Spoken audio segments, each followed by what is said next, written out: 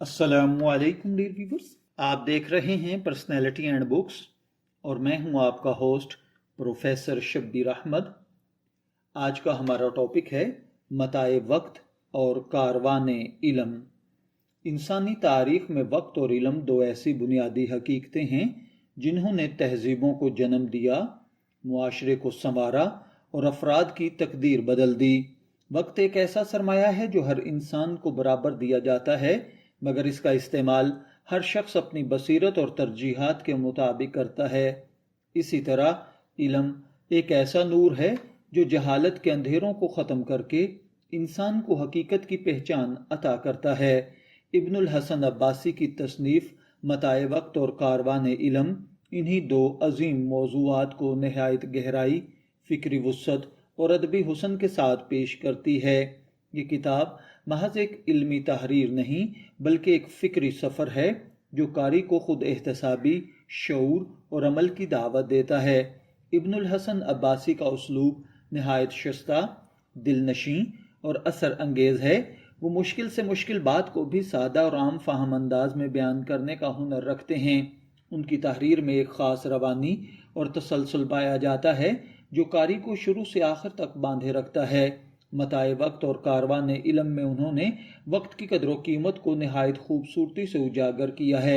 वो लिखते हैं कि वक्त दरअसल ज़िंदगी का दूसरा नाम है और जो शख्स वक्त को ज़ाय कर देता है वो दर हकीकत अपनी ज़िंदगी को ज़ाय कर रहा होता है। किताब के दो हिस्से अगर किए जाएं तो पहला हिस्सा मताए वक्त के उन्वान से है, जिसमें मुसन्निफ ने वक्त की अहमियत, उसके ज़िया के नुकसानात और इसके दुरुस्त इस्तेमाल के फ़वाइद पर तफसील से रोशनी डाली है। वो इस बात पर जोर देते हैं कि कामयाब अफराद और नाकाम लोगों के दरमियान सबसे बड़ा फ़र्क वक्त के इस्तेमाल का होता है। कामयाब लोग अपने वक्त को मुनज़्ज़म तरीके से इस्तेमाल करते हैं, हर लम्हे को कीमती समझते हैं और अपनी तरजीहात को वाज़े रखते हैं। इसके बरक्स नाकाम अफराद वक्त को बेमकसद सरगर्मियों में ज़ाय कर देते हैं। इब्नुल हसन अब्बासी ने अपनी तहरीर में मुख्तलिफ मिसालों, वाक़यात और अक़वाल के ज़रिए अपने मौक़िफ़ को मजबूत किया है। वो तारीख़ के अजीम इंसानों का हवाला देते हैं जिन्होंने वक्त की कदर करके अजीम कारनामे अंजाम दिए। उनके मुताबिक वक्त एक ऐसी दौलत है जो अगर ज़ाय हो जाए तो दोबारा हासिल नहीं की जा सकती।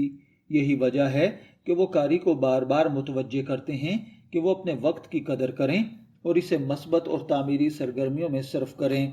किताब का दूसरा हिस्सा कारवान इल्म के उन्वान से है, जिसमें इल्म की अहमियत, इसके हुसूल के ज़राए, उसके असरात पर तफसीली गुफ्तगू की गई है।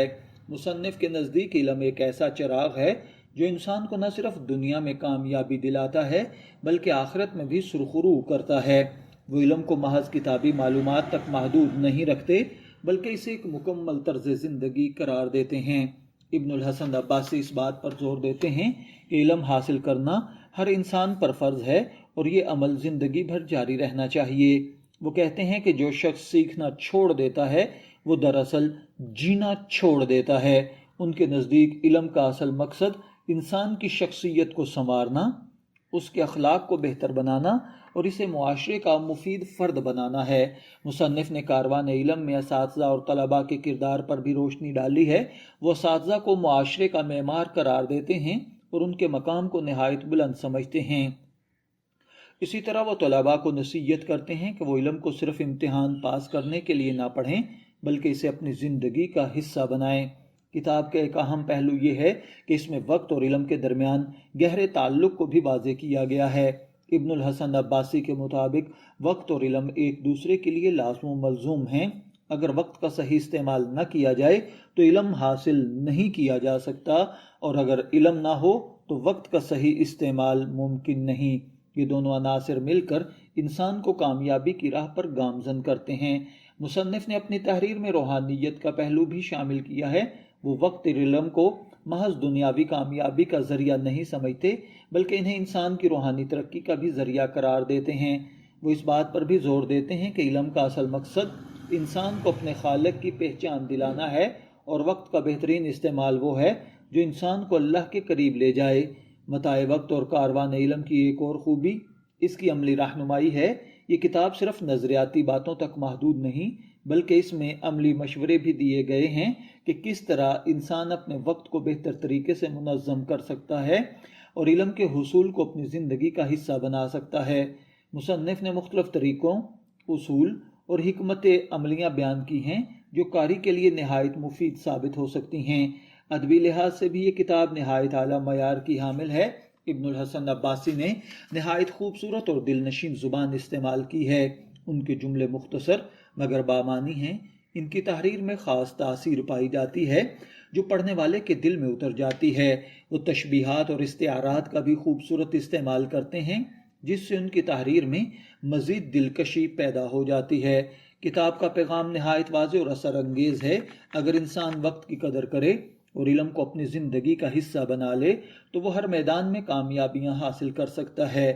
یہ پیغام نہ صرف نوجوانوں کے لیے بلکہ ہر عمر کے افراد کے لیے یکساں اہمیت رکھتا ہے۔